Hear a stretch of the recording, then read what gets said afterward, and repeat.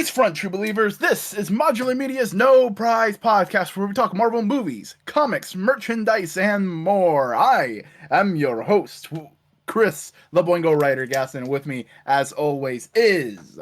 representing the distinguished competition, the Vacuuminator. And we have a third guest this week. Tell the folks who you are. Representing the imaginative competition, it's Buster Corp. Hi, I am always on here. Not always on, always on the This is channel. like your third episode in a row. Way to go. Yay, but I'll probably drop out halfway through if we're gonna keep streaks. It's true. It's true. Guys, I have a question for you. Yeah. I have an answer for you. What if? Why if? Whom's if? When if? Oops. If. How if? Maybe, I don't know. If? Oh my god. We're talking about What If, folks. The brand new Disney Plus MCU show. It's not really, it's MCU. It's MCU adjacent. Mm-hmm. Welcome to the multiverse, folks. You'll get used to it. Yeah. Do either of you want to explain what if, or should I put on my Marvel hat and go like, well, What on folks, your Marvel You're the hat? fucking Marvel nerd. What If started out as a comic around the 70s that Marvel basically went like, all right, cool. Why don't we take major stories and just kind of twist them a little bit to give you a different point of view, a different idea of what could have happened. What if, you know? And for a long while, it was basically the proving ground. Oh, you're a new artist? Work on What If. Oh, you're a new writer? Work on What If. Can you write the characters right? Okay, cool. What if? It was testing. It was a testing ground. And that lasted for pretty much that first run. And then early 2000s, it kind of became a little bit more good talent, just working on interesting books. But it was still just what if, very bland, very thing. And now currently, the current version of What If, which is going on right this moment, is Marvel just going, hey, what if we just did Elseworlds? I mean, DC's not using it. It's because we ran out of But, ideas. that's a whole we other story. needed more time. Oh, so what is Black Label then? Listen, It's a black label. last week or last night rather, at work I had to listen to Sal Gravali rant about how many imprints DC has. I don't want to go on here defending it because it's just a fucking headache either way.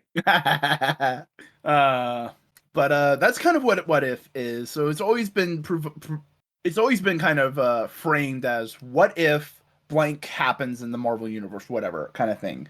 What if Spider-Man used guns? What if every member of the Fantastic Four had invisibility powers? Or like I have a couple more recent issues of What If from the last the 2000s run?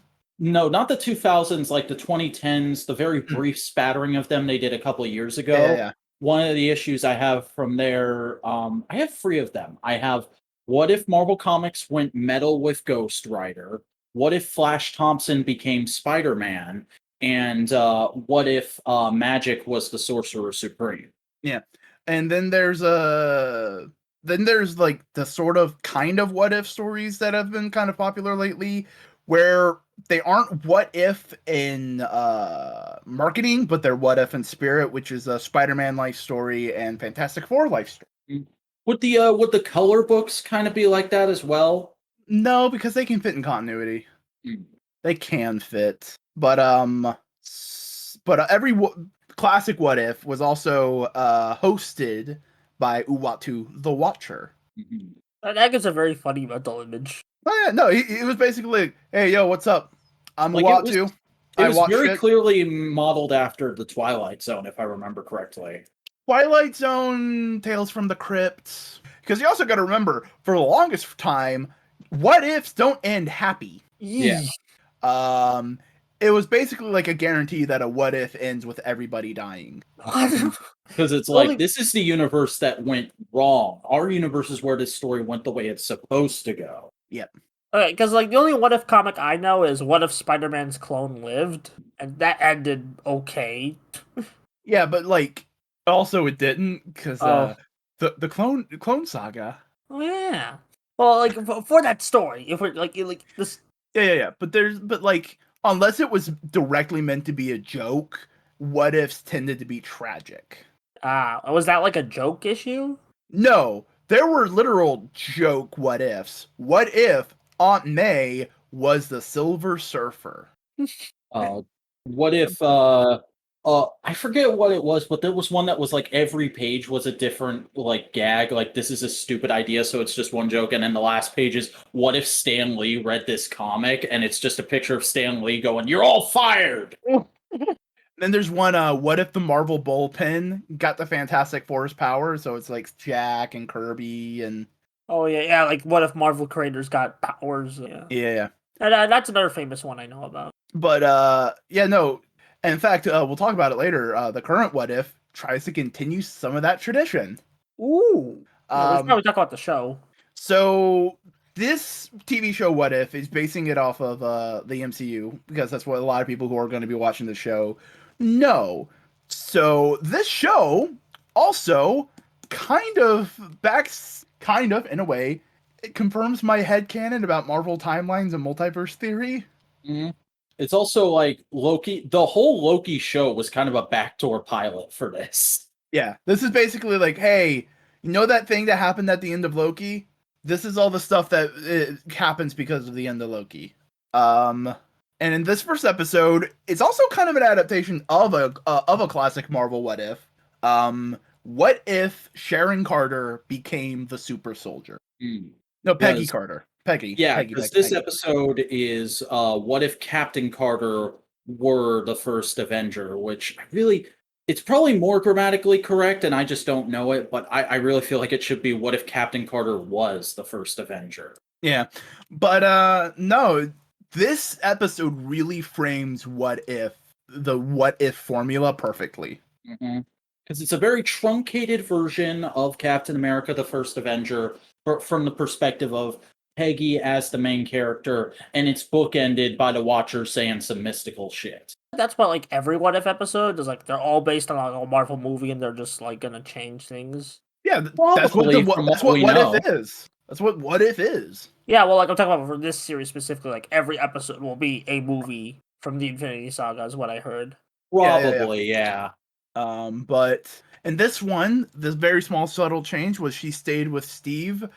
Things went awry. She got into the pod, and we basically follow the movie from that point on as it is. And essentially, they don't give us the movie; they give us the scenes everybody would be talking about after the movie.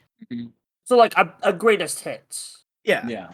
Like you can see the rest of the movie in between the scenes. Because like all of these are plays on actual scenes from the first Avenger, but from a different perspective. Right. Let me just say, First Avenger is probably like my top 5 MCU movies. Oh yeah, I love it. Yeah, and it was great to see basically a remake of it. But it's also great to see like good character, like just it keeps these great character moments in 40s charm of like I have an issue I kind of have with like some MCU things is that I don't feel enough heroism, and I mean you can like that, and this just takes me right back to those like this is heroism. You feel? Yeah, but that's never Marvel's bag.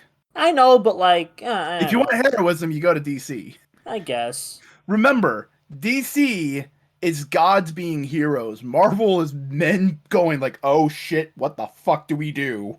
Join me on the other side, Buster. I will. Cookies. Okay, sure. I don't know. That's besides the point. Like, yeah, but like, snap. So, why don't we talk? Captain Carter. Her design looks amazing. It looks great.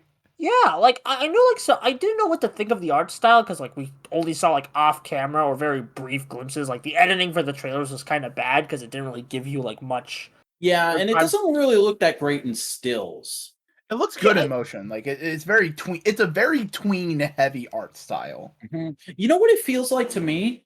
It feels like Clone Wars towards the end of its run. Like this is Clone Wars animation firing on all cylinders. Yeah, Ken Tartakovsky or Fellini? Fellini. Okay. I could definitely see that. As like the resident animation fellow who just loves animation. I thought the series looked great. It sometimes felt a bit fast. Like the movement felt like it still hit, but it just felt like, oh, wait, we have to go, go, go, go.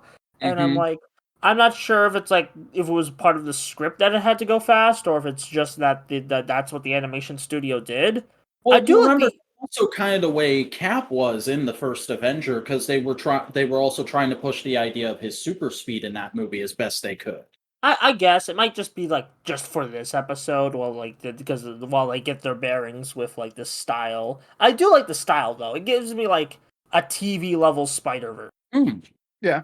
Uh, But it's but also no, it's enough like the MCU looking where people can go like, oh yeah, no, that's MCU, but it's also comic book enough. You know, it looks comic booky. Yeah. yeah, Also, speaking of comic booky, they got my boy Josh Keaton to play Steve Rogers. Steve in this. Yeah, I was about to say, and it's like I'm so happy because he's done Green Lantern, Spectacular Spider-Man. He also did Spider-Man and Earth's Mightiest Heroes, but that got dubbed over by Drake Bell. Oof. And he fucking And tricked the Washington Post into thinking he was actually Chris Evans. dang. I mean, it's a good Chris Evans impression. Honestly, I felt more. It felt more Josh Keaton, like Josh. Not Josh Keaton, maybe because I just recognized the voice from like all his other works. Yeah. Yeah, But also, like, he's the one villain. The rest of the movie cast is here. Like, that is Haley Atwell, Sebastian Stan, and Dominic Cooper in the lead roles. got Samuel L. Jackson and Jeremy Renner to do like the last few lines. Yeah. But they didn't get Hugo Weaving.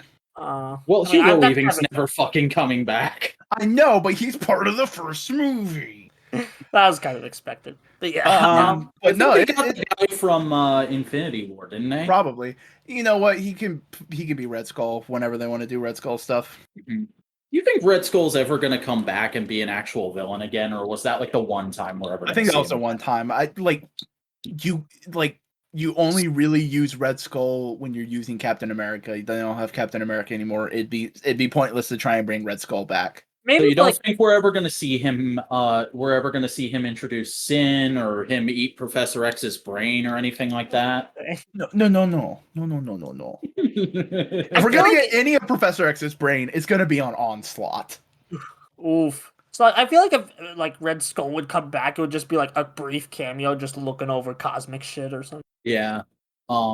But no, I enjoyed this episode quite a bit. There was a lot of fun in it. I think my favorite thing about like just seeing a character again was this is the first time we've seen Dominic Cooper's Howard Stark since fucking Agent Carter went off the air. And I forgot how much I loved this version of the character because he is just so fun. And like he's like the manic thing everybody loved about Tony and Iron Man 1 cranked up a couple of notches. Like they give him the cosmic cube, and his reaction is just like, all right, boys, we fitting to make a Gundam. Yeah. Which is genuinely that look of an Iron Man is from the comics. Uh-huh. There was Nice. a comic back early 2000s where basically it was like, what if everybody's origins got switched? Yeah. So it was like, I'm trying to remember. It was like Peter Parker became the Hulk, and like Bruce Banner became something else, and it was all weird. It was neat. The only person that I'm like, oh man, I wish they had gotten them back for this is no Tommy Lee Jones. Tommy Yeah. Lee Jones is one of my favorite things in the first Avenger, and he didn't come back for this. He probably could have.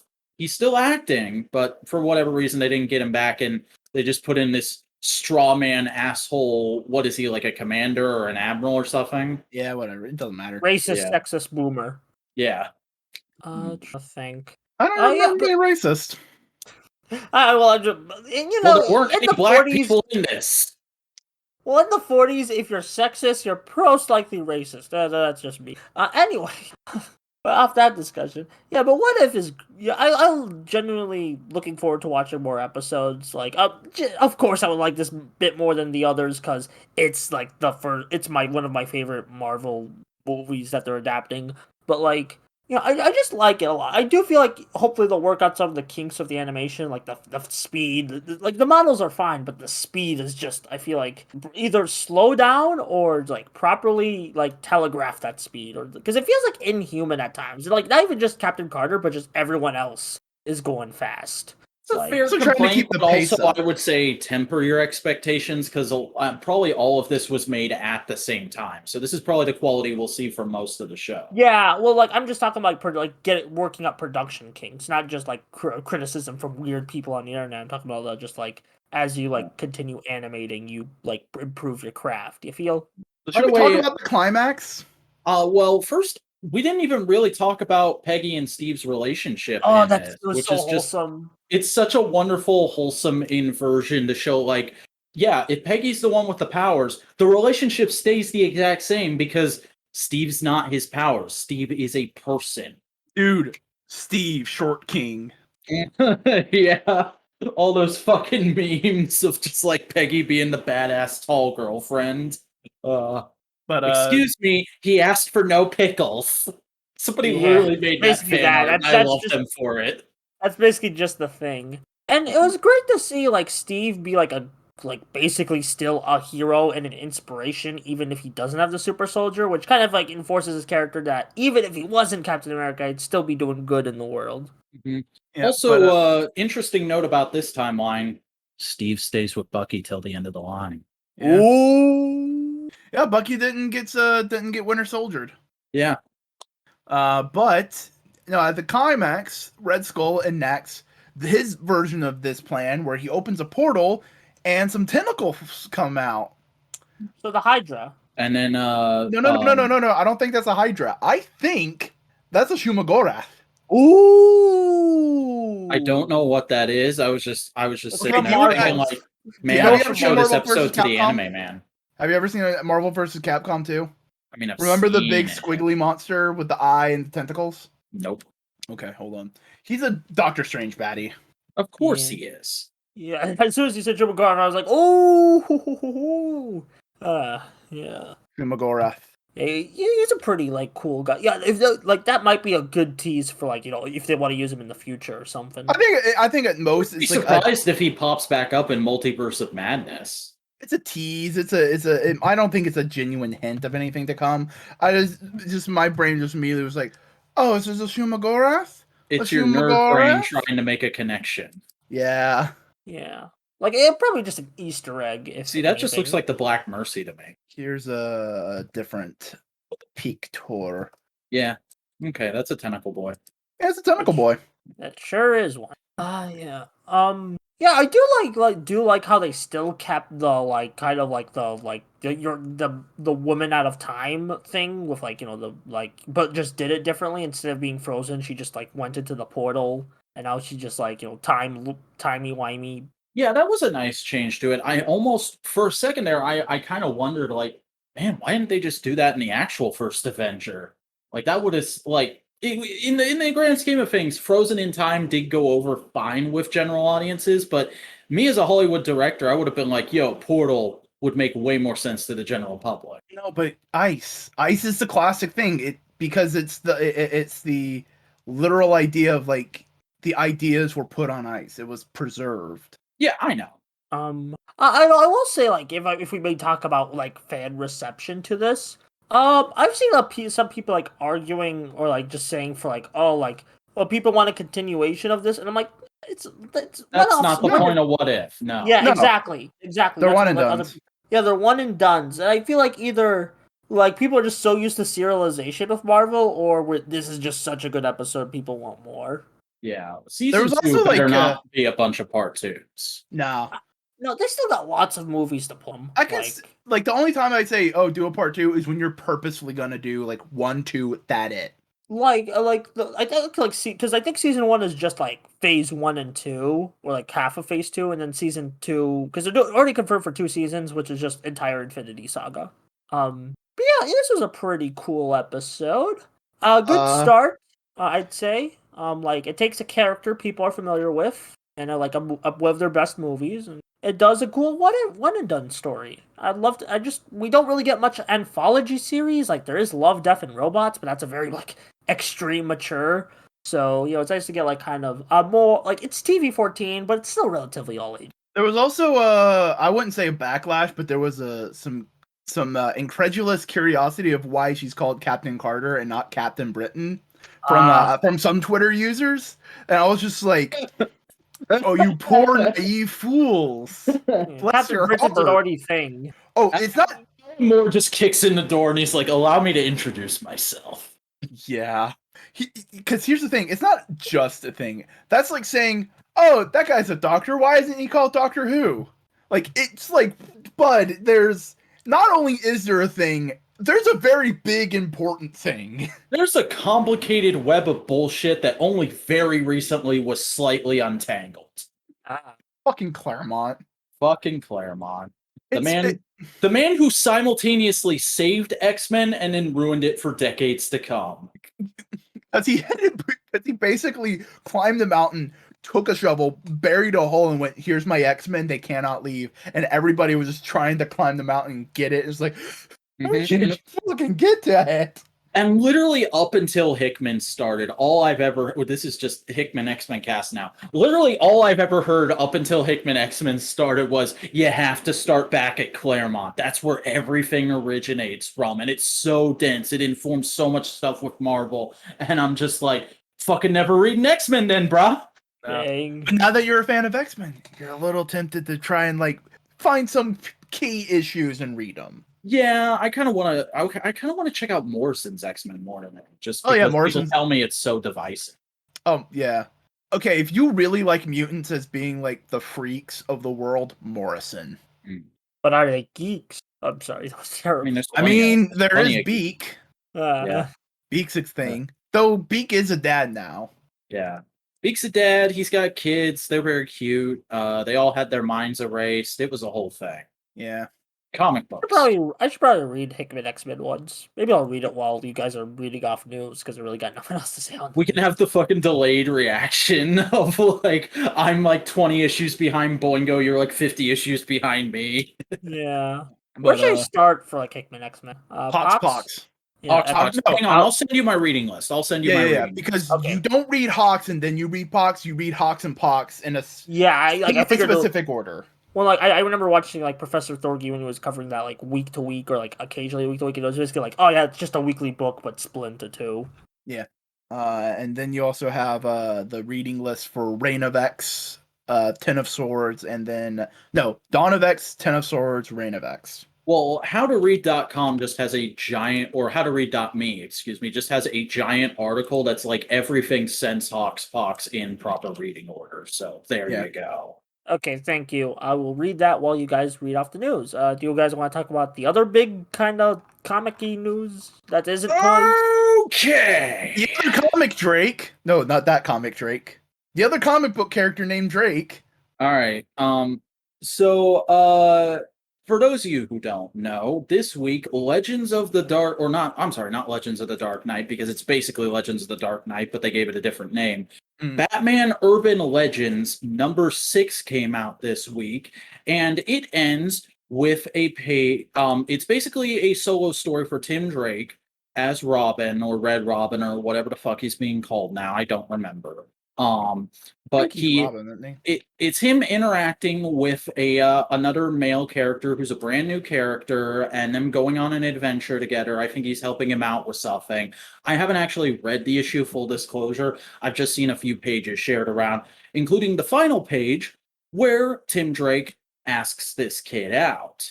And the fucking internet had a shit fit for like 2 days solid of a bunch of white dudes in their 30s going, what the fuck? Tim Drake's not gay. DC's becoming woke gay bullshit. And people who actually read comics went, Tim Drake's always been bi. This is just them coming out and saying it. Because Tim Drake has spent the whole of his existence being a massive fucking flirt man whore. Like, literally, depending on the month, motherfucker is either dating Stephanie Brown, Cassandra Cain, Connor Kent, or one of the other male members of Young Justice. Like, there's literally a page from Young Justice Graduation Day that full-on implies Tim Drake gave Connor Kent a blowjob. Jesus! Like, this is nothing new. This is just DC going like, oh, the culture's now at a place where we can come out and do this explicitly now, so let's just do it explicitly instead of trying to sneak it into things. Same thing's been going on in Hickman's X-Men. We have Mystique officially confirming that she was in a lesbian relationship with Destiny. That was only ever implied in the comics. Mm-hmm.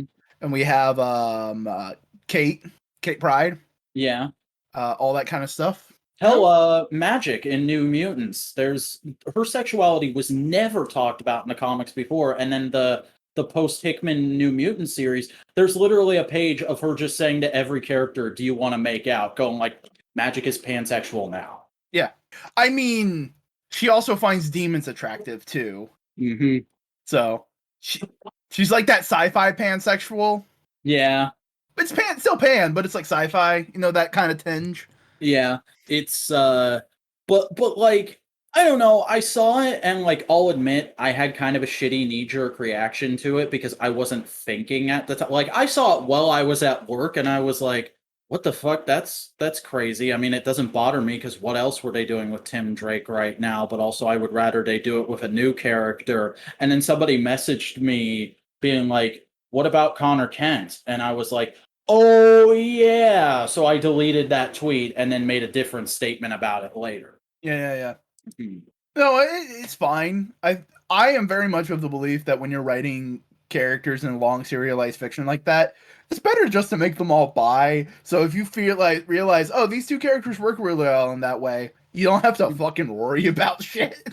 Yeah, and I mean, like, how many times have I said since we started talking about comics on Modular in general that, like, yeah, they should just put Tim Drake in an open relationship with all the other Bat kids his age, because he's flirted with all of them, whatever. Yeah. Part of my headcanon about this now, because I never knew that much about Tim Drake. I've read some things with him, but not a ton. But, like, you know what? I'm digging this. I'm vibing with this. Nightwing's butt was part of his awakening. That could have happened. Remember when he debuted, he was a Batman fanboy who stalked Dick and Bruce. But like, no, he got up close to the Nightwing and was like, oh, fucking sick, Nightwing. And then Dick turned around and was like, oh, fuck, Nightwing. Oh, man. That's, he's respectful about it, but like, you know. Now I'm just picturing him at one point just going up to Dick and being like, thank you for your incredible ass. That's the second time I got that today. Starfire said the same thing. And then Babs comes up and is like, thank you for your incredible ass. 3 times! One more and that's my personal best. By the way, while we're on the subject of Dick Grayson's incredible ass, did you see that variant cover I shared in Aesthetic? I think I did. Yeah, so it's a little far up. It's a variant cover for Nightwing 86. And it's just like, it's got the most fucking male gaze of a female character, but on a male character pose for Dick ever. And he's on the cover with 3 Batgirls too. Oh yeah. That's the one thing, like, I'm glad Dick Grayson gets kind of that treatment. But I'm sad that others don't get that treatment. Give me Spider Ass. Yeah. Make Fake Eyes is whole Twitter canon. Yeah, I think that's all I really have to say about it. It's fine. Everybody pitching it's one of those things where it's like, I'm fine with it after thinking about it for a few minutes. So, like, the whole rest of the day, people pitching a fit about it in either direction is just annoying to me. I think it's understandable because, like, you grew up with, like, this one understanding of the character. And, like, and then they basically was like, okay, here's the thing. That understanding of the character is incomplete. And you thought you already knew it. You thought, I know Tim Drake, you know? But now you gotta recontextualize all the things, and like, that sucks. Because essentially what you're doing is you're taking out all your mental pantry and then putting it back in and reorganizing. Yeah, it's like finding out your dad had an affair against your mom like 10 years after it happened. Yeah. It's like, you know. But hey, Bobby Drake, Tim Drake, they're both LGBTQ now. Yeah. All I gotta say is pretty cool. That's all I got. Also, like, kudos, since you brought it up, kudos to whoever edited the fucking Jean Grey Bobby Drake panel of Jean going, Bobby, you're bi, you're gay, to being, Tim, you're bi. Yeah. Wasn't that like kind of bad? Like, yeah, no, they've. Iceman's been weird. Some people just make him. Some people are just lazy and just make him. Oh, he's a flamboyant gay guy. All right, whatever. And some people actually put effort into it. I think Marauders tends to put a little bit more effort into Iceman and his homosexuality than Also, others do. I'm reading the trade paperback for House and Power of X. I have no idea what's going on. That's okay. That's how it's supposed to be for the first few issues. Okay, it'll make sense later. Okay, because I'm Yeah, on yeah, yeah. chapter No, because 3. Like, it goes okay, back over certain moments over and over again to kind of recontextualize them until you have the full understanding. yeah, Like, yeah, yeah. all I got right now is that Cyclops is, like, basically rebirthing mutants. The Fantastic Four aren't happy with it, and then there's some cosmic stuff in space, and then Professor X is meeting this girl, and now I'm on, like, chapter 3 of the trade paperback. Yeah, yeah, yeah. That girl is Moira McTaggart.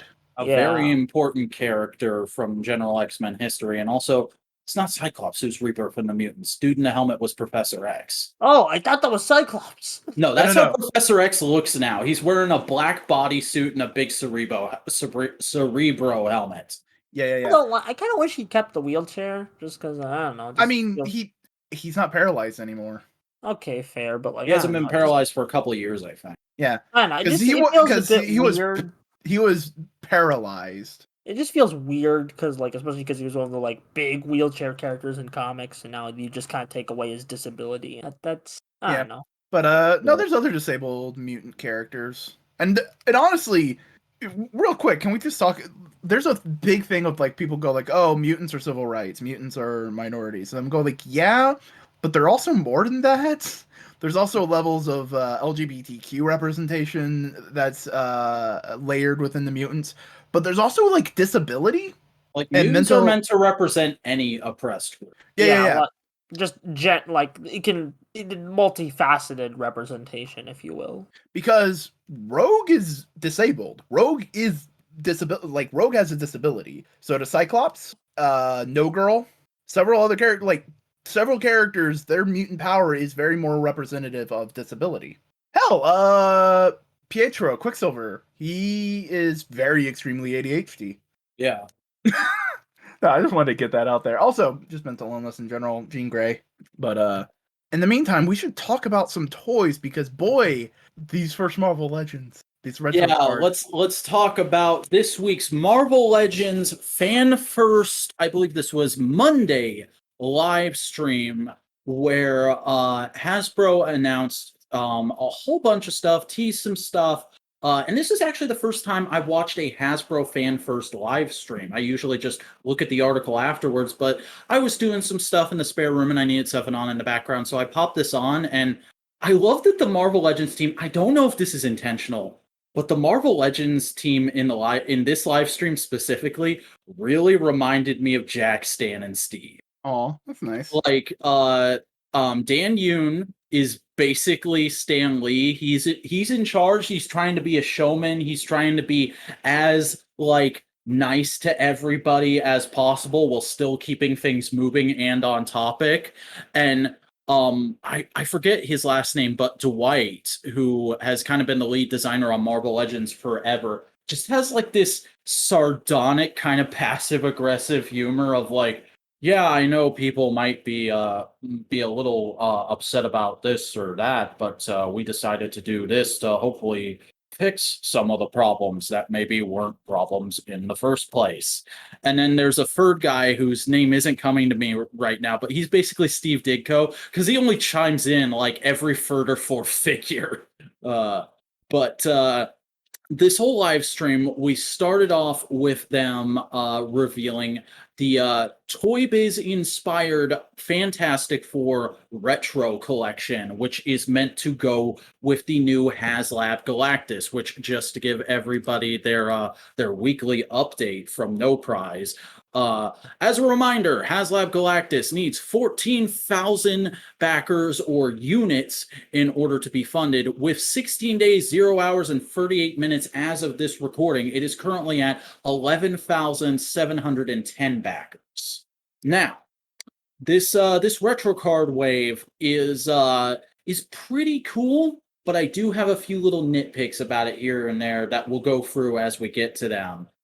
they revealed the basic wave, which is going to be. They started off by showing us Psycho Man, who had been previously teased. We'd seen a gray prototype of his control box in a past live stream, and this dude looks Kirby as fuck.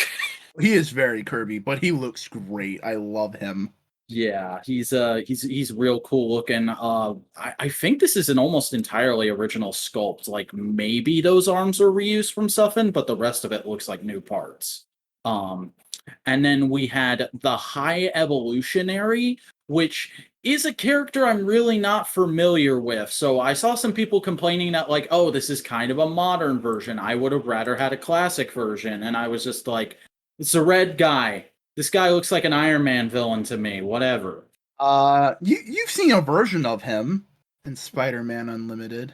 Oh yeah. Okay, yeah, I remember that. Yeah. What does he usually do in comics? He forcibly genetically manipulates like things, like animals and whatnot. Like one of the original origin stories for Wolverine would have involved him. Okay. It should also be noted that the High Evolutionary is the first male figure in all of Hasbro Marvel Legends to have pinless knee and elbow joints. That was something they were kind of making a big deal out of, so I figured I'd highlight it. But then we got into the actual FF team, and this time around, because we've had two versions of FF in Hasbro Marvel Legends before, we've had the Walgreens team, which it was my personal favorite look for the FF. It was the classic sort of black and blue suits. And then we had the Dan Slott retail ones in the Super Scroll Build-A-Figure wave. And then here for the retro card one, they're doing the classic original white and blue costumes, which I'm okay with as a change from things, but it annoys me for reasons I'll get into in a little bit. But first off, we saw the Thing, which is a lot of reuse from the Walgreens Thing, but they retooled his shorts to be more accurate to the classic comics, and he's coming with 2 new heads. Yeah. Also, this doesn't have the shading that the retail and Walgreens one had, which is more accurate to the figures that these retro cards are based off of, and I think sort of the classic comics as well. Yeah, it's a good looking thing. It's hard to fuck up a thing. Then we had Mr. Fantastic, who honestly, even though I'm not a fan of this particular style of FF costume, I think this is the best Mr. Fantastic we've gotten in the line so far, because it has a lab coat and swappable arms to have him be regular Mr. Fantastic as well. You can go for either look, and he comes with the alternate hands, the stretchy Johnny Long fingers that Snowcone hates, as his effects part. Yeah, but to make a really good Mr. Fantastic toy, you got to have like 3 different arms and 4 different legs all in one box, you know? Yeah. I'm also just like surprised that to this day they have not reused the Walgreens alternate arms that were kind of stretchy and I think had a bendy wire in them too. Yeah. But it's a fairly solid figure. I don't think we've seen the actual lab coat sculpt before. I think that's brand new, and I saw some people on the Marvel Legends subreddit theorizing this might be a preemptive retool or pre-tool for a Bruce Banner figure. Very cool. I mean, there's a ton of Marvel characters that could use a lab coat. Like, I'm just thinking, like, oh man, wouldn't it be cool to have Spider-Man in one? Yeah, Spider-Man's a scientist. Remember that line from the '90s cartoon? Yeah. No, I'm something of a scientist myself. Okay, I got that out of the way. We did it, everybody. We got the meme on the show. All right. You've always been on the show, Vac. For the audience, Boingo is currently flipping off Vac. And now he's doing an Ultraman flipping off. Is that a thing? Is that how Ultramen flip each other off by making the cross shield? No, I was just making a crucifix. Yeah, well, I mean, to be fair, Ultraman, they do the crucifix for their finisher attacks, but whatever. Oh, okay. All right, so next figure in the main wave is Human Torch, and this is a Flame-On powered-up Human Torch. Looks very similar to the Walgreens one, but they've gone the extra mile for this. There's a new head that's a little more featureless, and there's actual black lines painted onto the body, so it looks like the classic artwork. Hell yeah. Mhm. It looks. Go ahead. It looks good. It looks Yeah. good in some poses. Yeah, it looks fairly solid if you just want a flame-on Human Torch. And then we have the most divisive figure of all these reveals, because people have been slagging this thing off like crazy. Marvel's Invisible Woman. A lot of reuse. We've seen this female body a bunch of times before. I think that the invisible shield effect she comes with was with the Dan Slott Fantastic Four, but it's a brand new head sculpt. And a lot of people don't like this head sculpt. They say the hair is way too big. They say the face looks like it's been ballooned out from what it's supposed to be. And I'm like, I'm not a fan of it, but I don't hate it to the point where I think the figure as a whole looks bad. Like, if I'm getting this, just grab a Walgreens or a Dan Slott Invisible Woman and do a head swap. Yeah, it's not bad. Yeah. It's solid. Like, if you don't have an FF, this is a solid placeholder. And you got to remember, up until like the 80s and 90s, Sue was kind of drawn to be a little more homely. Like, she wasn't meant to be a supermodel for a very long time. So to not have her being drop dead gorgeous, I don't think that's a bad thing for at least one Invisible Woman figure. Yeah. But that is the main wave. This wave is going out through all fan channel partners. It's currently up for pre-order on Big Bad Toy Store, Entertainment Earth, GameStop, all those kind of places. But then they revealed an additional 2 figures to the wave that are exclusive to Hasbro Pulse. We have a clear version of the Invisible Woman to obviously represent her being invisible. And we have a powered down Johnny Storm. Just Johnny in a regular FF outfit. Kind of like a classic take on the Dan Slott Johnny figure we got. And I like the idea of having these versions available. Like, because they did these, this is the most complete FF team we've had, because with the Walgreens one, they only did a Flame On Johnny. With the Dan Slott one, they only did a powered down Johnny. And with both teams, we never got a fully invisible Sue.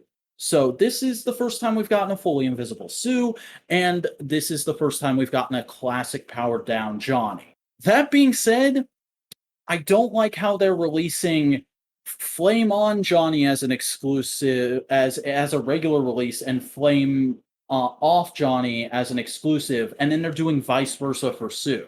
I feel like you should not break those sets up. I'm fine with it because, like, here's the big thing. Sue being invisible is less important to, like, the overall composition of the characters, because, like, more often than not, she's just doing force field. While Johnny being Flame On, he can only use his powers when he's Flame On. It's fair, but like this Johnny also comes with a bunch of flame effect pieces, so they're probably intending for you to be able to do that. And like, my whole thing is like, okay, for display, I like having the whole FF team powered down, because I like just the heroic standing there or walking at the camera kind of pose on my shelf. But if I'm doing figure photography, I'm gonna want both versions, because Invisible Sue and Flame On Johnny are more action oriented in my mind.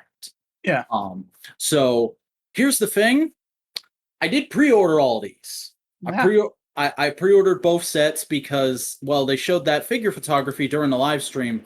This is clearly the FF team that is meant to go with the HasLab Galactus. And since I'm already in on HasLab Galactus, I figured I'm trying not to pre-order a bunch of stuff right now, but what the hell, I might as well get these so I have the full set. Which is a little irksome, I'll admit, because like I said, I like blue and black FF over blue and white FF, but this is, like I said, it's the only time they've done the full spectrum of the team in a single release. So this is probably going to be your best bet for kind of an evergreen, fully functional FF team. So My plan for these when they get here, because the main wave is shipping out in January, and then the two exclusive ones are set to ship out February, March. I'm probably going to do a head swap on Sue. If I think I can get somebody to do it, I might have somebody like show me or help me customize Johnny to go with the blue and black FF. But if that seems like it's going to be way too expensive or way too much of a hassle, I'm just going to go with this as my new FF team and head swap Sue and get rid of the Walgreens ones. Yeah, I mean, fair enough. They are classic fucking FF. Yeah, they look, and they all do look fairly good. Like if you just want a straight FF team, this is probably your best bet. In the line right now, because the Walgreens ones have kind of gone up in price a lot, and the Dan Slott retail ones just aren't everybody's bag. But also, Doctor Doom looks sick. Yeah, that Doctor Doom came out a little while ago, as kind of like a preview of what this was going to be. I think that was a HasCon exclusive, actually. But I might try and pick up that Doctor Doom as well to go with Galactus, because I have Dan Slott wave Doctor Doom, and he's really cool as like a modern Doom, but like this is a great classic Doom. Yeah. So we got some more Nova picks. Yeah, we had a little bit of an update on her, which is they've now shown that if that stretch goal is reached to unlock her, she will be coming with a flame effect base that she or certain other firepower characters could attach to, and it's sculpted in such a way on the bottom that it will be able to stand upright and support the figure on a table, but also you can use this to have Galactus hold a figure in his hand. Nice. And more info on the hand ninja, it looks like. Yeah, they basically just announced like, hey, the zombie black hand ninja army builders are ready. They'll be going out for pre-order, or they did go up for pre-order at the same time as Johnny and Sue. So I might have pre-ordered 2 of those as well. And buddy, we're getting some X-Force shit. Yeah, they I believe they had teased this at some point, or no, they'd shown CAD models for Cannonball and Domino, but now they announced that their Disney Shop and Pulse exclusive X-Force, what we thought was going to be a 2-pack is actually an X-Force 3-pack, because we're getting classic versions of Domino and Cannonball, and they did a lot of joking about this is the first time in the line that Cannonball has come with legs, because they did a slightly more modern Cannonball, and the effect part for him blasting off, that was all he came with the first time around, and people hated it. Yeah. But then on top of that, they've also announced we're getting our first Richter in Marvel Legends. We're getting classic first appearance Richter, and I'd never seen this character design before, and just I only know the character from Hickman era X-Men, so oh god, was this like fucking whiplash looking at this design. I mean, you can see the Richter we have now in this dude. Yeah, I can. I can also see a hell of a lot of Warpath or Thunderbird. Like Yeah. those freaking arm tassels. But I also fucking that Cannonball looks sick. I love how he has the legs and all and the fucking effect part. Yeah. Looks great. It looks like a solid free pack, and I even though it's not something I relate to, I do love the passion that was kind of on display. Of Dan Yoon did a lot of talking about the old X-Force trading cards, and now like these figures are very heavily based on the art from those. Yeah. And like even the packaging has that on it, which is nice. But then finally at the end, we got our requisite tease at the end of the live stream for what's coming next in Marvel Legends, and this time around it was a single hand, a new sculpt. I've never seen this hand sculpt before, and it had some little pink dots on the palm. So a lot of people have been theorizing and wondering. The two big theories that a lot of people seem to be parroting is either we're getting a cartoon Morbius or we're getting Morlun. Ooh, we haven't had a Morlun, have we? No. I don't think Morlun has that. Morlun's just energy. I think that's Morbius. Morlun's not that pale either. Morlun's white people colored. Yeah, and I mean, like, Morbius has got a movie coming up, and they've also been doing the Spider-Man retro cards a lot, so I can see a Give cartoon. me the plasma. Give him the plasma. Plasma. But yeah, that's all the Marvel Legends news for this week. Let's move on to DC Multiverse. A whole bunch of listings leaked out for this line this week. So I'm just going to go over some of the new stuff that was found. We are getting a Lex Luthor in his blue bat. They say it's a blue suit with throne. So it's based on when he was trying to be Superman and he very briefly took control of Apocalypse. Yeah. We're getting a Robin and a Batgirl that are just labeled as DC Gaming. My guess is they're probably based on the either the Arkham games or the upcoming game. No, not the upcoming game. What was I thinking? Well, the upcoming Injustice. game is They might be based on Injustice. Yeah, but I was just thinking like the upcoming game is just featured on the Bat Kids, so. We're getting a Batwoman Beyond Unmasked variant. Okay. And then we're getting a bunch more The Dark Knight Returns figures. We're getting another Batman, another Robin, Superman, and the Joker. Yeah. We're getting the Batmobeast from DC Metal.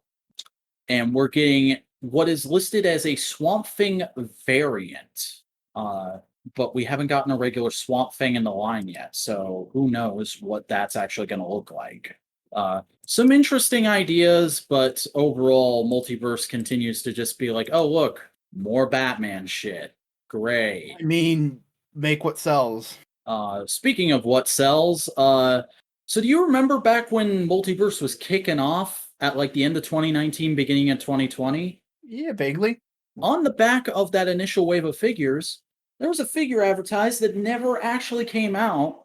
And this week, we finally got solicitations for it. The DC Multiverse Birds of Prey Harley Quinn is actually going to come out. And holy crap, does it look dated now. Like just those elbow joints. Ooh. Those elbow, like the side profile of the toy. Mm-hmm. It really looks like a first attempt because that's what it is. But also it makes a lot of sense that I like they didn't say why they didn't release it originally, but it makes sense that they're releasing it now because Suicide Squad's out. There's probably going to be a lot of people who are just hangry for some Harley Quinn merch. We're actually hangry for like literally everyone else in the film. Polka Dot Man, Bloodsport, Ratcatcher 2. Give me those figures. Ratcatcher 2 is the only one who doesn't have a figure coming out, which is a little annoying. This is sacrilege. Know what? Sacrilege? We're not getting a Ratcatcher 1. That's what they should come back. They should do a Marvel Legends and come back around in like 3-4 months and announce that they're doing a 2-pack. Yeah. But just then, give me a figure of Taika Waititi. But you already have one. There's a Marvel. I finished House and Power of X. We'll talk about it later. But ow, my brain. Also, I love how you read that in like 25% of the amount of time it took me to read it. I'm a fast reader.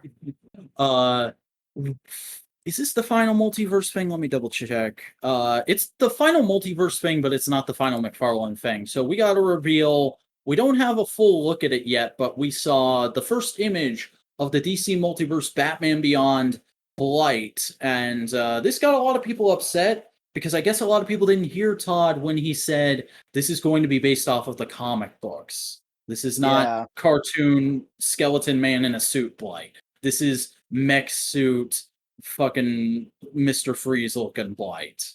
Yeah. And you know what? For that version of Blight, fine. But no, you know what? That's not the Blight people want. Yeah. I mean, it looks like a cool action figure, but it doesn't look like what people think when they think Blight. They want the Blight from the meme. Yeah. You know how little that narrows it down? And then finally from McFarlane this week, they announced a whole bunch more Mortal Kombat 11 toys, and normally we wouldn't talk about that on this show, but this time they also announced that they're doing a Mortal Kombat 11 Joker figure. And this I hate that I'm saying this, but this looks like the best Joker they've done so far. I highly doubt it, because I hate Mortal Kombat 11 Joker. It looks so dumb. Yeah, but that's what the Joker's supposed to look like. He's not supposed to look cool. Well, it's like, I'm sorry, can I say, I know he's not supposed to look cool, but like, it doesn't even look like dumb in a funny way. It looks like a tweaked Jared Leto, I'm gonna say it. He looks like a jackass who'd kill people while thinking it's funny. It looks Yeah, like somebody. probably, but you know what? You know what it looks like?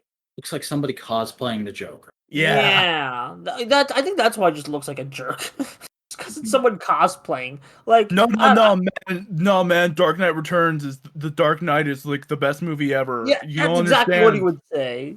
You don't understand how deep it is. Heath Ledger, best fucking actor of all time, man. Pick up my sick pickaxe cane that I made and put a smiley face on.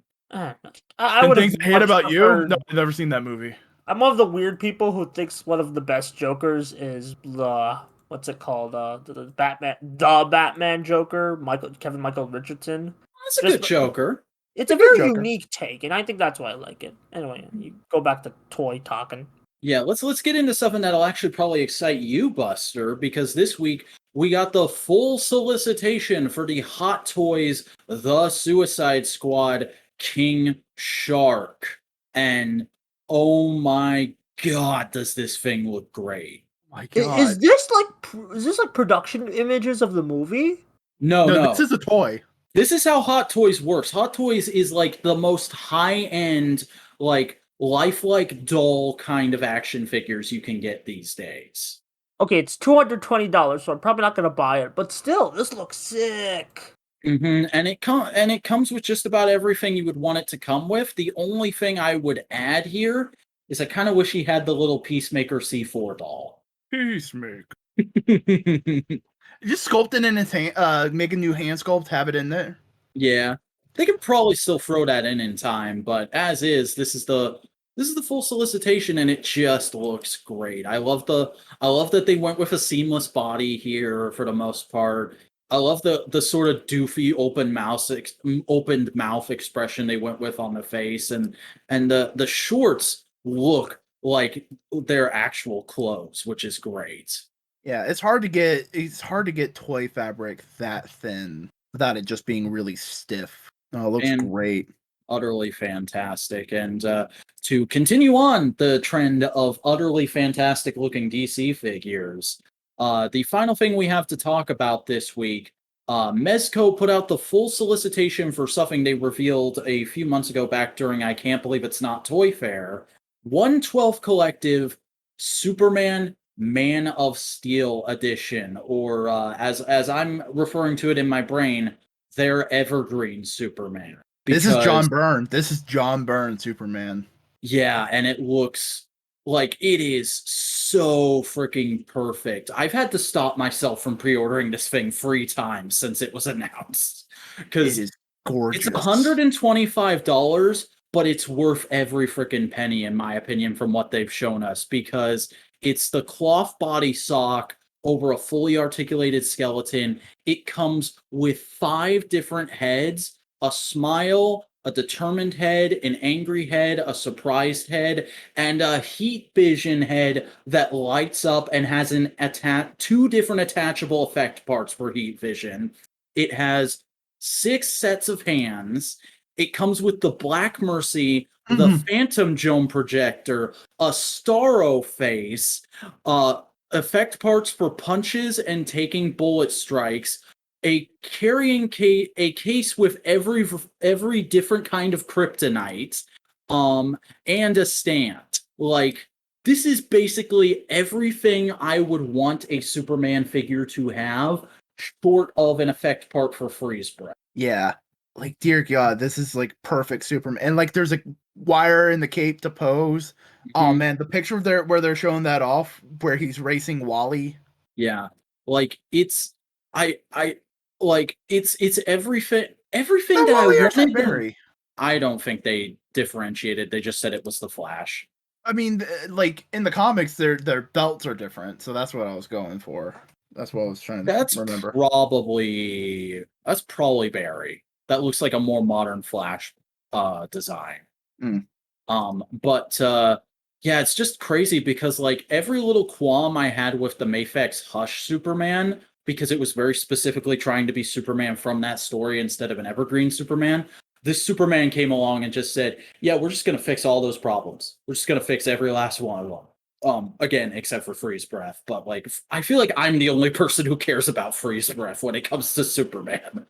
No, this figure looks absolutely amazing. And it's kind of the thing that made me go like, all right, 112 Collective is probably going to be my DC line when I start buying figures again in a few months here after I've taken care of some other financial needs. Like, yeah, they're really expensive, but every character they've done so incredibly well. Like, the only thing that's stopping me from not jumping on them right now is the fact that literally no one who currently has a DC license and is doing collector figures has done a Supergirl yet. So I'm waiting patiently. Mezco, Medicom, McFarlane, all you freaking M boys, which one of you is going to make my wife first? Which one of you wants my money? And that's all the news that's fit to print, everybody. So shall we start talking about new comics? Yeah, boy. So let's see. I got 1, 2, 3, 4, 5, 6 kind of comics to talk about. Well, we got 2 comics that we both read. We also have Buster. Did you read any comics? Okay, I've read 3 comics. One I can talk about with Vac, which is Mighty Morphin 10. I read the entire Genlock run, which is like a 2019-2020 comic. We'll get more into that soon. And I just read House and Power of X. House of X, Powers of 10. Powers of 10, my bad. Yeah, 10 is actually kind of important going forward. Like when you get to what looks like Swords of X, that's actually 10 of Swords. Because Gotcha. it's based around, what are they, tarot cards? Tarot. It's a major tarot card. Mm-hmm. All right. Who wants to start? Why don't we do we want? Okay, we don't have anything all 3 of us read. So why don't we pick one thing that? Why don't we coach Buster through understanding Hoxpox before we do anything else? Yeah, because we've all read Hoxpox now. Okay, Hawks and Pox. What'd you think? Audio listeners at home. Boingo just hit his camera and turned it around. Yeah, now we just see cable Yoshi. for my camera. Dang. All right. What'd you think? What are your questions? I think I get it. I think I don't think I'm gonna read all of the X-Men. I think I'll probably just pick like 1 or 2 books. I know I probably can't because of what I hear, but honestly, I think this really only applies. It didn't really hook me as much, honestly. Maybe if you explain it more, it'll hook me. But Well, do you have any specific questions? Like, what was going on? Okay, so like, was all the scene jumping? Was that like time travel or something? That was the world being reset. It's not time travel so much as it is looking at different versions of events and also jumping forward to different points in the timeline. So who resetted the universe? Moira McTaggart. Whenever she dies, she resets the universe. That's the big thing. That's the big thing that is introduced in this book, because Moira McTaggart wasn't a mutant. She was like the one consistent human ally of the X-Men. And this book retcons her to be a mutant whose power is reincarnation. Okay, so okay, now I get it. I thought that was more like she lives different lives and points of time. No. It's always Moira. She always reverts back to when she was a baby, and she just relives her life. So basically, all of her memories of her previous lives. Yeah. So basically, what I'm getting at is, we're at like Moira gets to a point where she gives Professor X the idea to make the country, and then they do it. And they also bring back. Do they bring back characters who died in like Death of X? Oh yeah, they brought back a ton of Okay, because previously long dead characters, and that continues through all of the books. You'll just like every couple of issues, a character will pop up, and it'll be like, "Oh, I haven't seen you in forever." Yeah, I just resurrected. yeah, okay, so yeah, they found a way to like resurrect all the dead mutants. That's pretty There's cool. some rules they don't resurrect precogs. Or clones. Figured. But yeah, I don't think like it was a good like introduction to this line of books. Now that you mentioned the reincarnation and universe rebooting, it makes a whole lot more sense.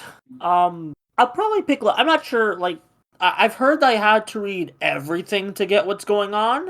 Is It's this like true? the MCU where everything informs everything else, but you don't necessarily need to watch everything. Okay, Yeah. I'll probably just pick and choose which books I want. What books are going on or have had? Cable just wrapped up, and that was really good. Yeah, Cable just wrapped up, but and Cable is also very much like the only time you need to read every single book is when it gets to Ten of Swords, because it's just basically every book in the line was just another chapter in the story. I think I'm gonna skip Ten of Swords. I'm probably just gonna like pick like just a couple books. No. Ten of Swords is an event. It's not a Oh. thing. Ten of It's not a. Swords It's not a changes book. It's everything on the same level that Hawkspox did. yeah. Oh, okay, so it's gonna like change things. Great. Stupid event. Ten of Swords is like Secret Empire or Secret Wars or Secret Civil Empire might War. have been a bad choice there, Boingo. I was just naming events. Like I was reading a bit of Marvel during Secret Empire, and I literally just skipped it.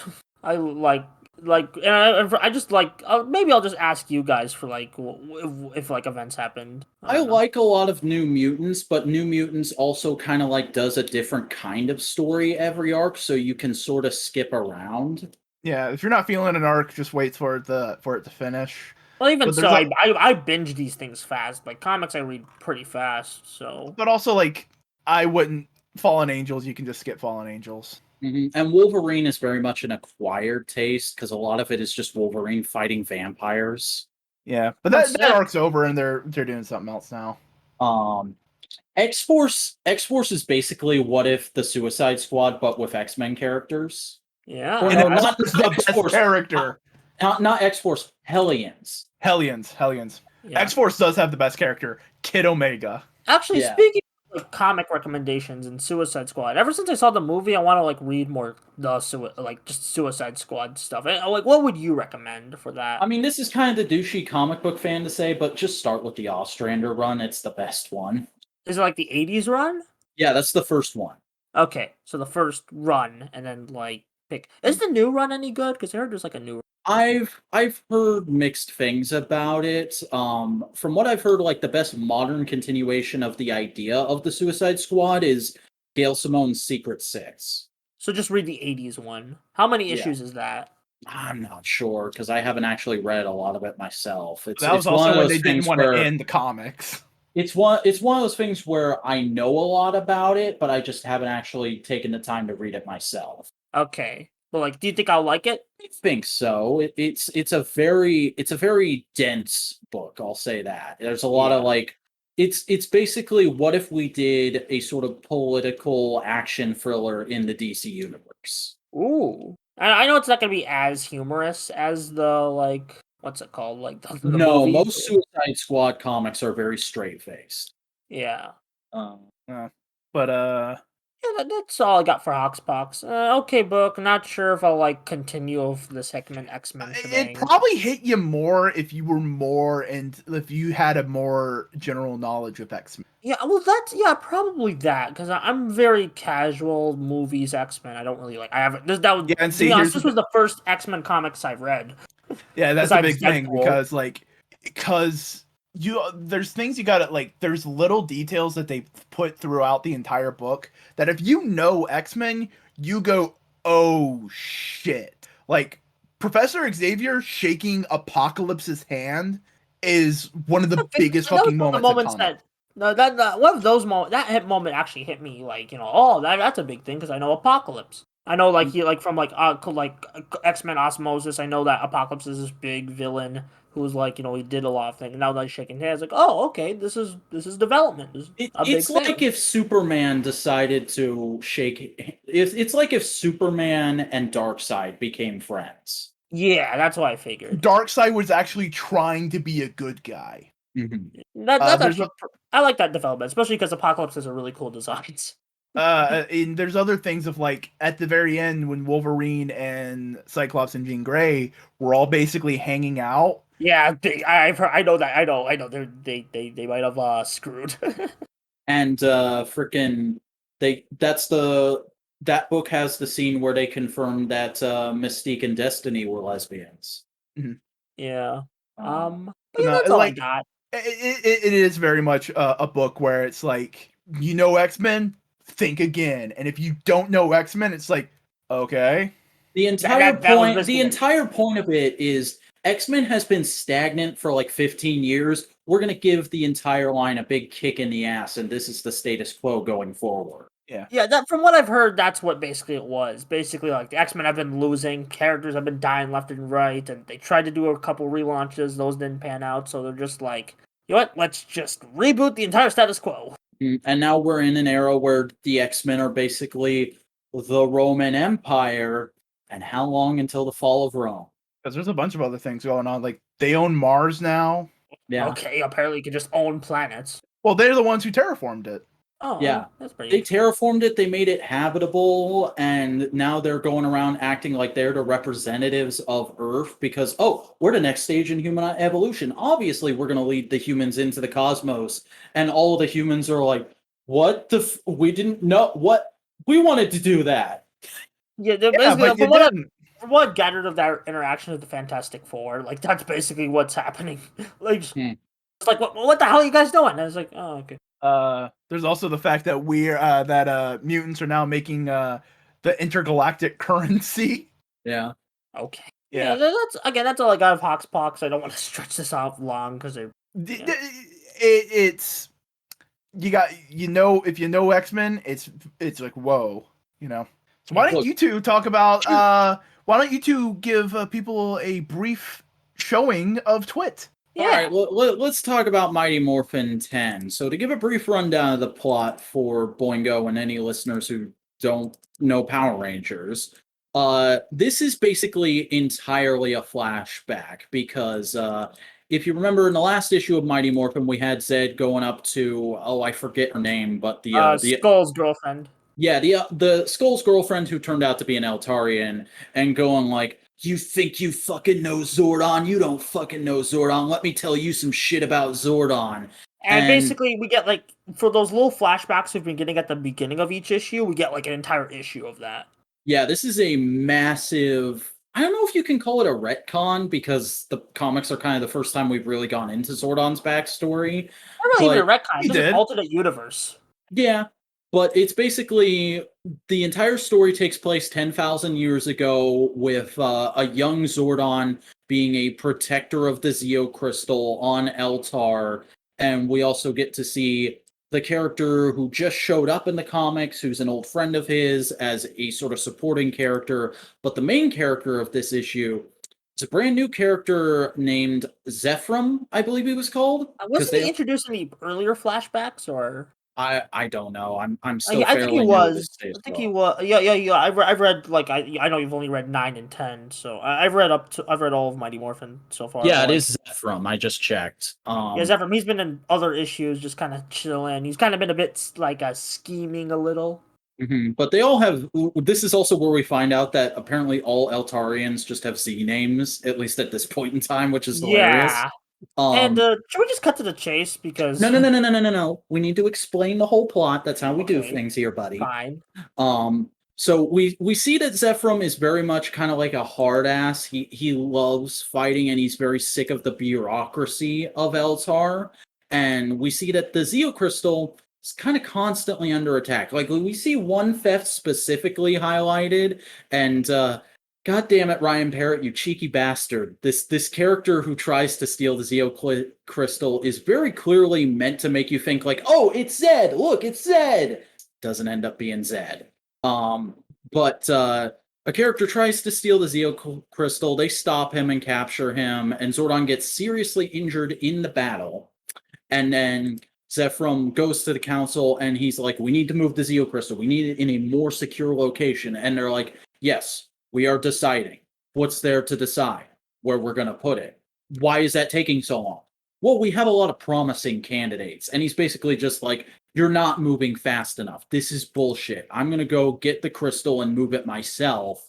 And then other guy whose name I don't remember shows up, and he's basically like, "Look, I'm going to help you, but this is kind of dangerous."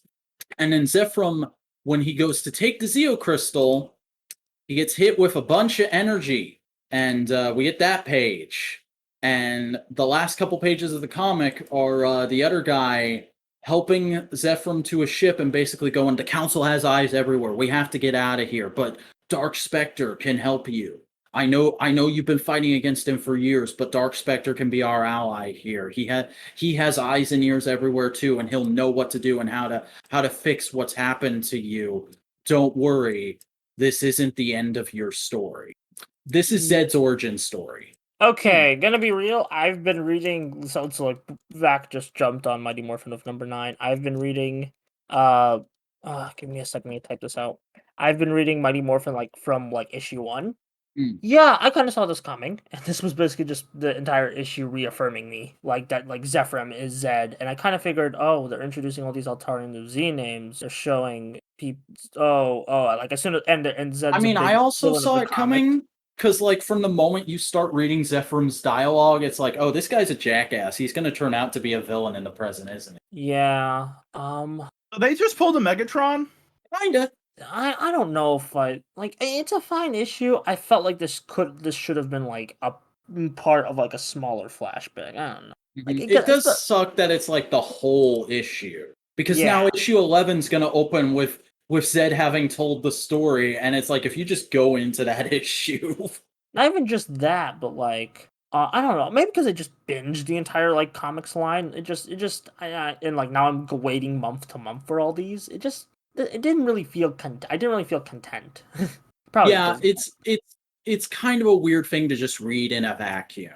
A vacuuminator. Which God damn it. Which is kind of why I said to you in your server, like, just based on how you tend to enjoy media and talk about it, like, my best suggestion to you would be to do the equivalent of trade waiting, of just catching up every 6 months or so from now on. Yeah, I'll probably still like catch up month to month, if only for the podcast. But like, I'm mainly I feel like comics more than any other medium are like, for me, the best binge.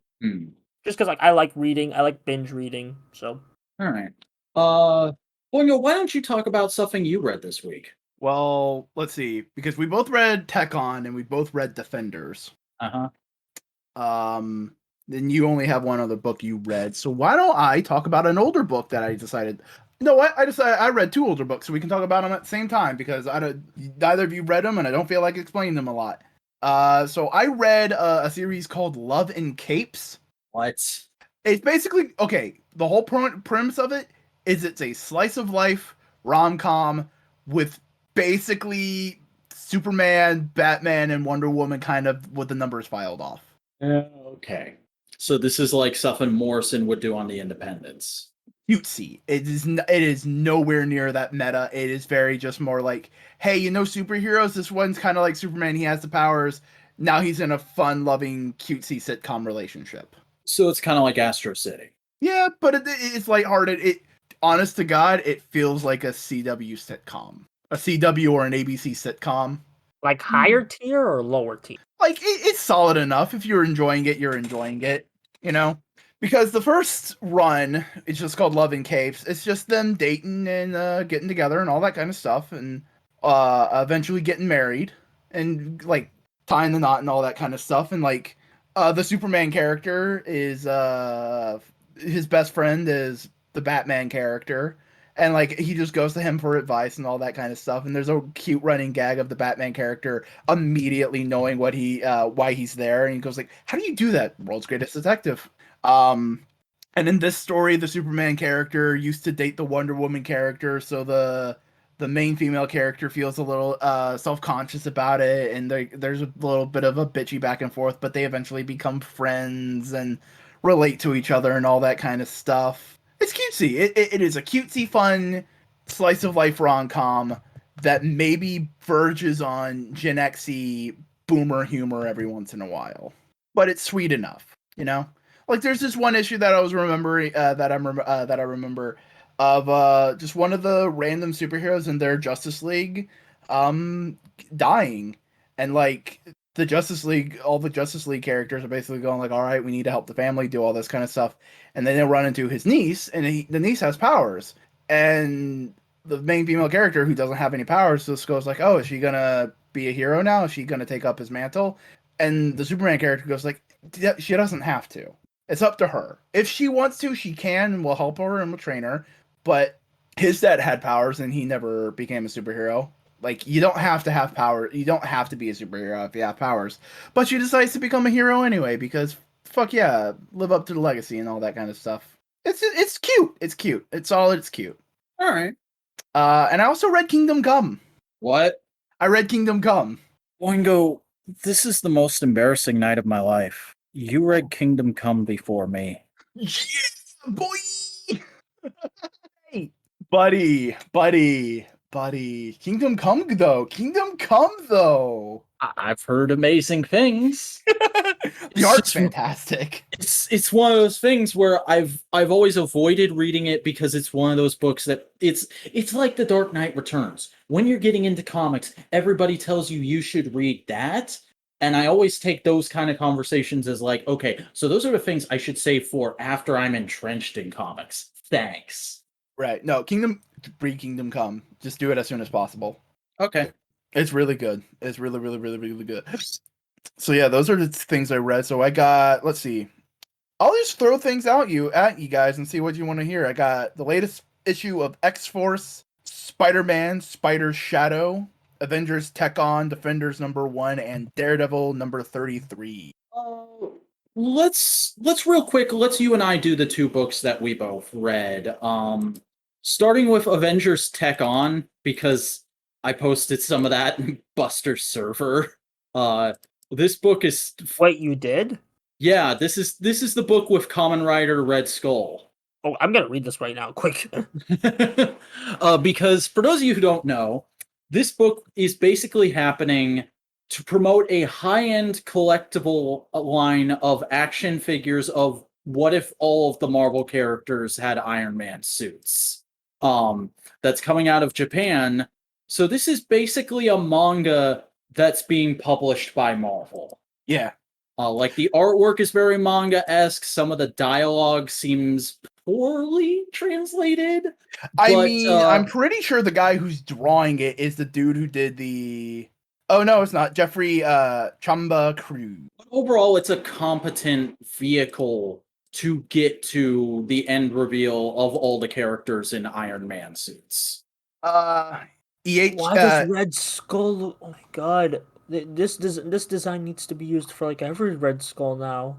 It's also like based on nothing I've ever seen before, except for maybe Heart from Kamen Rider Drive. That's like the closest comparison I could make. It looks like Skelegod from the new Masters of the Universe. It does, kinda. You're right. But it also gives me Dizast from Kamen Rider Saber vibes. Yeah, but the heroes' designs are done by Ichi Shimizu. What's he known for? I'm pretty sure he's known for doing the fucking Ultraman manga. The CNN Ultraman manga that got a Netflix adaptation. Yeah, that's right. I remember hearing he was the one who designed all the suits. Okay, I'm at the end reveal of the suits. Some of them are a bit bulky, and I do like Captain Marvel's. That sucks. Spider-Man's. What's with the jetpack? I don't get that. Wolverine, I can get behind. I don't think that's a jetpack. I think that's an arm pack. I think he's gonna have Iron Spider arms. Oh, okay. Good point. Black Panther's a bit bulky, but I can vibe and all. Yeah, I think I was like mixed on the suits, but just looking at it, I'm like, yeah, I can. But vibe. Like, you can look in the faceplate designs of all the suits, and you see that Ultraman design. Yeah, especially the Captain America one. I also love how in the scene when they're meeting with military officials and they've all lost their powers, Steve's the only one in normal clothes. Like, Fucking Carol is wearing military dress uniform, and T'Challa's wearing like king shit. I mean, what else would Steve wear? I just find it funny the contrast of like, yes, all these people are the Avengers, but one of them is way below the dress code for the room he's in. But Yeah, but this could be a fun mini. Yeah. I don't know if I'm gonna keep up with it, but I read it just out of curiosity of like, oh, I know about this toy line. Let me see what the media for it is like, and it seems like a competent sort of generic Marvel universe that springs into, hey, tying in with the episode of this podcast. It's almost kind of like a what if universe of what if everybody in the Marvel universe had Iron Man. Like, yeah, that could be fun. Actually, can I talk about some comics I read? Yeah, why don't you go for Safa? Alright, so besides Mighty Morphin 10 and Hawk's Pox, I read a tie-in comic to a Rooster Teeth animated series called Genlock. The comic is just simply titled Genlock. I'll put I decided to read the comic out of curiosity just because I was scrolling through Hoopla, which is like a digital library, and I found the trade for rent, which basically collects all 14 or 7 issues. Because the weird thing about the Rooster Teeth DC comics is that they had digital issues but they came out first digital, and then when they came to like paperback issues, they were like they combined 2 issues into one. So like, has DC done that before? Or I'm asking a legit question. Yeah, but I'm not entirely sure. Okay, so basically this entire comic is basically just a half season of Genlock. Basically what takes place in between the season 1 and the upcoming season 2. It has the team basically going to. This is based off of that Rooster Teeth thing. Okay, I thought this was like a new independent book or an old independent book. Oh, this is by DC. It's by DC because Yeah, I got that bit. I've kind of like been piecing together what it is in my brain the entire time you're talking. Yeah, here I'll share a comic cover of the book. But basically this is a season 1.5, as I like to call it. And it has the characters after the events of season 1, basically going to Japan, where one of the main characters, Kazu, is from, because he's Japanese. And they do stuff. Basically, it's an entire story arc. It mostly develops the characters further. I feel like if this was an actual season of the show, it would mostly just be a quote-unquote filler series. Nope. And for a comic that not much people is gonna read, there's some good character building here. I do still think it could be considered filler. This is great character stuff, but it's not like needed for the show. I love that they used the Rooster Teeth logo on the upper third of the cover. I mean, Rooster Teeth was because they've kind of fallen from grace around the time Genlock happened, but was a big brand with like Red versus Blue and Ruby. Yeah, I know a lot of people who still like him. Yeah. I still like. Hey, I'm one of those people. I don't know. Rooster Teeth just lost a lot of its luster. It doesn't feel. It felt like with like a creative vision working together and like doing all that stuff. Now it just feels like a production house. I'm still sticking with. I mean, Rooster Teeth did do the animation for Darby Allin's new entrance. Oh, I thought they just did. Yeah, where it looks kind of like Cuphead. Yeah. Interesting. It's just it's a quick little short animated loop to go with his entrance theme, but it's a solid little. It works for Darby. Yeah.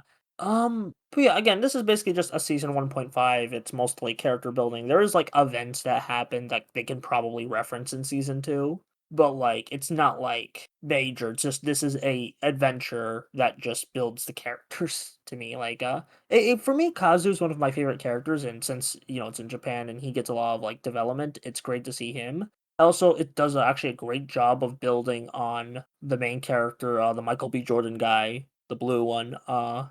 Chase after after in season 1's ending, he basically doesn't get a human. He basically loses all of his connection to his human body, and now he's a pure digital being who goes inside the Holon, which is the mecha. The art is not what I expected, and I don't think I like it, but it's still good art, but it's not really what I come for Genlock for, if that makes sense. Okay. Yeah. Overall, this is way better than the Ruby comic that they also did. Hopefully season 2. This is a good appetizer for like hopefully what season 2 is, because like from the season 2 trailer, things are gonna get nuts. And yeah, this is probably like one of the only like side materials of what seems to be a failed property because Jetlock hasn't been doing so well. It's still pretty decent, you know. All right, cool. Yeah. Also, like, just want to briefly say to the audience, Radiant Black's trade comes out on August 18th. Please buy it. Okay. Defenders. Yeah, let's talk about the most Boingo core comic ever published. Like, I read this, and by like 3 pages in, I was like, this is so not for me, but Boingo's gonna fucking love it. Man, also, everybody, Buster just had to peace out, so please follow them on YouTube at Buster Core and Twitter at Buster Bluey Free. Yeah. But basically, this whole thing opens with Doctor Strange going like, "All right, I need to do the tarot," and then the masked raider walks in and goes like, "Yo, what's up?" I've never fucking heard of the Masked Raider, dude. Okay, the masked raider is a classic Marvel Western character, and they basically rebooted him in 2019 with Marvel number 1000. Al Ewing did. Oh. And he has a so mask. Is this whole book just Al Ewing going, I'm gonna just put all my favorite things I recently made in a book? Yeah, pretty much. Because his mask is made out of the cloth of eternity. Yeah, they did say that in this. Yeah. And they have a little scuffle, and Doctor Strange goes like, "Oh shit. Okay, we need all right, cool. You got some information. Things are going whack. All right. Time I'm to bring kidnapping people. I'm gonna restart the Defenders because that's how the OG Defenders started. Mm-hmm. It was just who Doctor Strange could get to show up to help him. And I love how half the people he pulls, like literally fucking Betty Banner is just like, I was busy, please put me back, and then he just moves the fuck on. It's hilarious. Because here's the thing, she was busy. She was in the middle of an argument with Joe Fixit. Joe thinks she just ran off, not wanting to continue the conversation. Mm-hmm. What's the Cloud Lady from? Because she seems cool. Defenders. Oh. Classic 70s Defenders. And a better description of the Cloud is probably gender fluid. Okay. Because, like, you see it when Strange is summoning them, that there's a male and a female form, because Cloud is a nebula who gains sentience due to... No, I read the tarot cosmic cards at the end. I read the cast. Yeah. So, okay. So he's just kidnapping at fuckers. This Silver Surfer comes in and goes like, "What? Steven, you summoned me?" And he's like, "Yes, another card." And then Betty comes in and it's like, oh man, it's great. But they needed so much power to summon Cloud that they get transported back in time to the previous universe where Galen lived, and they see that universe's version of the World Eater, Omnimax. Yeah, I'm not keeping up with this. This is not for me at all. Yeah, like this is so very much for you that I was just reading it. Like, this is literally me reading something, rubbing my temple, and just going, God damn it, I know who's gonna like this, but it ain't me. Oh man, I just love the colors. All of it's fantastic. It's competently written. The art's great. Like, this is very much my style of art, but because so much of it is dealing with Doctor Strange, there's a lot of really trippy and weird panel layouts that are hard for me to follow. And just like some of the stuff they're messing with here, like the way Harpy comes in, it's like, oh, I feel like I have to have been reading Immortal Hulk to fully enjoy this. Yeah. Also, I'm a little confused at why Silver Surfer is not Silver Surfer Black. I don't remember if he got maybe that just recently got undone. Maybe, or maybe they're gonna explain it. I don't know. Mm-hmm. But no, the art's fantastic. I like, goddamn, on this 2-page spread. Look at the coloring on goddamn Silver Surfer. Yeah, this is Javier Rodriguez, who did didn't he just do the Beta Ray Bill series? No. Okay. I'm trying to think what I know him from, because I've definitely seen him before. Oh, I think he did a couple issues of Tom King's Batman, or somebody very similar to his style did it.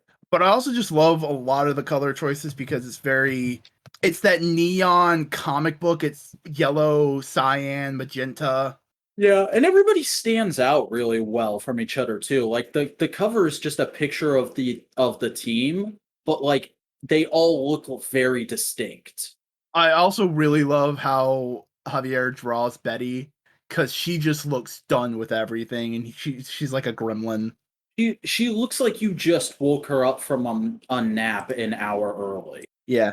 Uh Yeah, that 2-page spread is actually where I went, okay, this is 2.04 for me.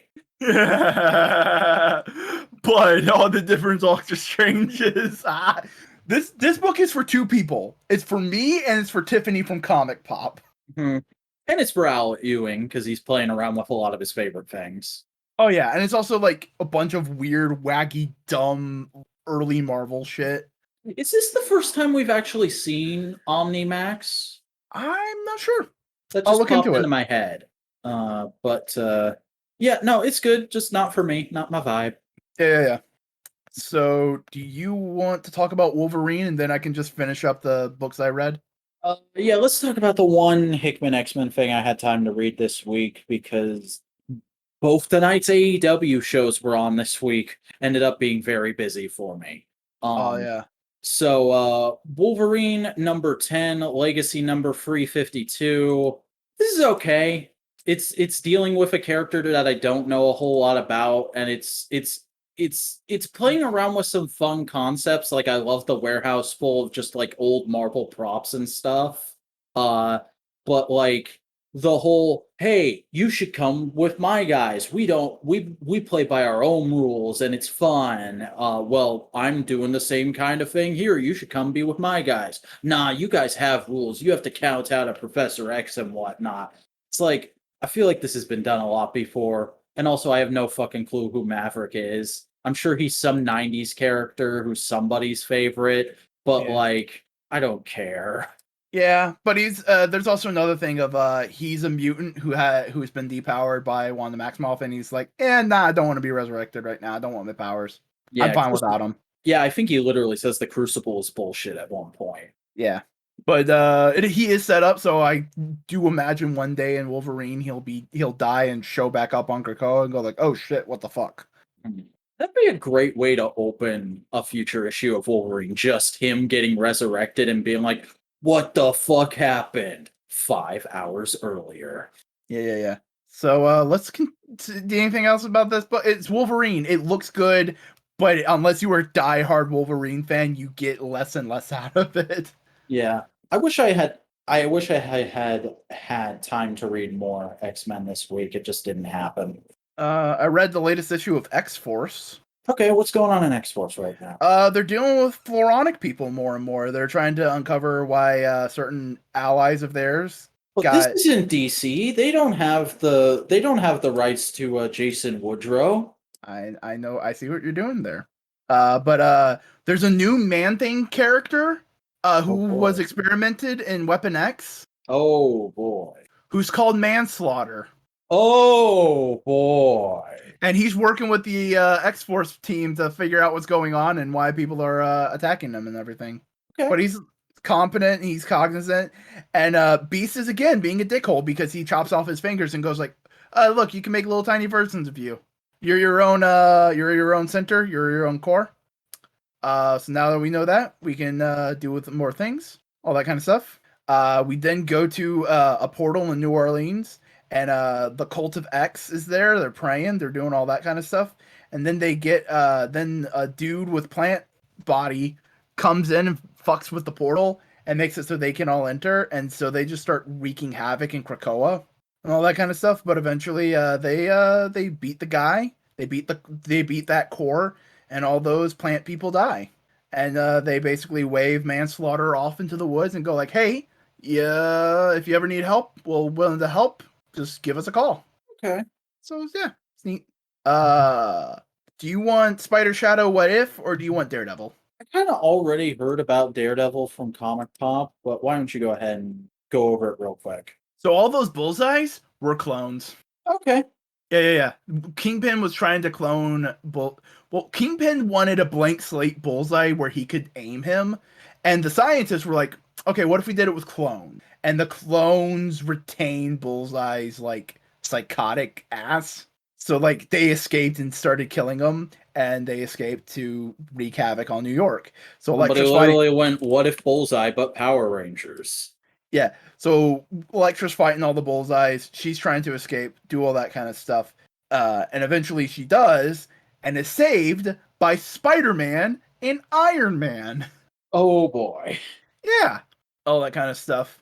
As the prison that Daredevil's in has a bunch of police surrounding it. Because remember, Daredevil basically started a prison riot. God damn it, Matt. And Cole North, remember him? Shows up and goes like, "Oh, what's going on?" Another car pulls up, a gun shoots out the headlights, and they're going like, "Okay, that they don't want anything like that." And they get a call from Daredevil, and Daredevil basically goes like, "I know he's here. I can hear his heart. Send Cole North in." And he goes like, "All right, cool. I'm heading in." Yes. I don't recognize the name Cole North. A new character created by Chip Zdarsky, who is the detective who basically arrested Daredevil. Okay. Yeah. He's a hard ass cop. Okay. The big like that kind of character. Sort of like a stand-in for a Ben Urich or a Jim Gordon. More harsh than Jim Gordon. What if Jim Gordon, but he held Batman accountable? Okay. Because basically, he's Jim Gordon in oh god, what's that episode called? The one where Barbara Gordon dies in New Adventures, and maybe Jim Gordon loses his fucking shit. But no, like Cole North's whole big character motivation is he accidentally let off a firearm and killed a kid in his old town, and basically he wanted to be held responsible for it, and he was, so he had to leave Chicago. Pretty edge. Yeah, he didn't purposely kill the kid. He didn't aim at the kid. Like it was like big accident mistake kind of thing, but he wants to be held responsible, and he sees superheroes acting with impunity and not being responsible, and that's why he wants to hold them accountable, that kind of thing. So we see Elektra wakes up on in Tony Stark's building as she's basically going like, "Yo, you got any way to solve this problem?" He's like, "Kind of. You need to stay here and heal." But she goes like, "Can you make me an upgrade? I know one way. I know one way to help to let you help me out. I need an upgrade." And she basically like goes like, "Hey, you want to build something, Tony? You want to build something, Tony?" And all that kind of stuff. As Cole North slowly goes through the prison, as we come to a giant burning ember of furniture with Daredevil at the top, straight up fucking Shadowland. Oh Jesus! It's better than Shadowland, kind of thing. Holy shit! Yeah, boy, it's getting pretty sick. And then we have Spider-Man Spider Shadow, again by Chip Zdarsky. Refresh me on what the hell this is. It's a what-if book, and the idea is what if Spider-Man didn't give up the Venom symbiote? Okay. Why isn't it just called that?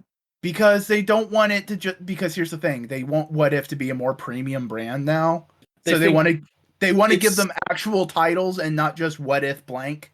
So they're doing the Hasbro thing of saying like transform is a word that we've diluted over the last 20 years. We need to start saying convert now to preserve the brand and our trademark on it. To an extent, but also it's just like they want What If to be, they don't want it to be just disposable. They want these to be evergreen books, you know? Again, think of it more like Elseworlds. Yeah. It wasn't called What If Batman Was Green Lantern. It was called Lantern Knight or whatever. Okay. And basically, because he kept the suit, he started getting angrier and angrier and started killing his villains until eventually some of his villains lured him out to the middle of nowhere to fight him. He eventually got the suit off, and JJ was there and took him back to New York and goes like, "Okay, I know you didn't do this." Reed Richards has had a little sample of the thing. He was studying it, and he got infected with the symbiote. So now he's like a venom creature. And Peter Parker is basically trying to break into the Baxter building and stop him. And basically that's kind of the whole thing. It's just they're trying to stop Reed Richards' Venom symbiote thing. the whole time, and they're trying to keep Mary Jane safe and do all that kind of stuff as Peter's like figuring things out, all that kind of jazz. It's just big. It's a big chase scene. It's a big fight scene until eventually Peter Peter wants to save Reed Richards, so he goes like, "All right, Venom Symbiote, you want me? Come get me." All that kind of stuff. And Venom Symbiote goes like, "Yeah, let me come at you, but I want to make sure you can't stop us again." And the Venom Symbiote stabs Reed Richards through the chest. Oh. Yeah. So the Venom Symbiote is basically going like, "All right, cool, we're gonna join with you, but I want to make sure the person who can help you can't help you anymore." And so now Peter's just running through the Baxter Building trying to get the Venom Symbiote to a specific place. He gets there and he's about to and the Venom Symbiote's about to take over him. And the thing Peter Parker was trying to mess with earlier was an image inducer, which he gave to Johnny Storm, the Human Torch, to burn the Venom Symbiote when by tricking it to think it's Peter Parker. Oh. Yeah. So the Torch saves the day. Peter and Mary Jane are off to the side as the Fantastic Four mourn the death of Reed Richards. Okay. Because remember, it's what if. It's got to end in a little bit of a tragedy. Yeah. But then we skip ahead with J. Jonah Jameson basically going like, "Hey, we kind of made Spider-Man a boogeyman. We kind of need to move past it. We kind of need to forgive Peter Parker. We need to be better people." To Brock.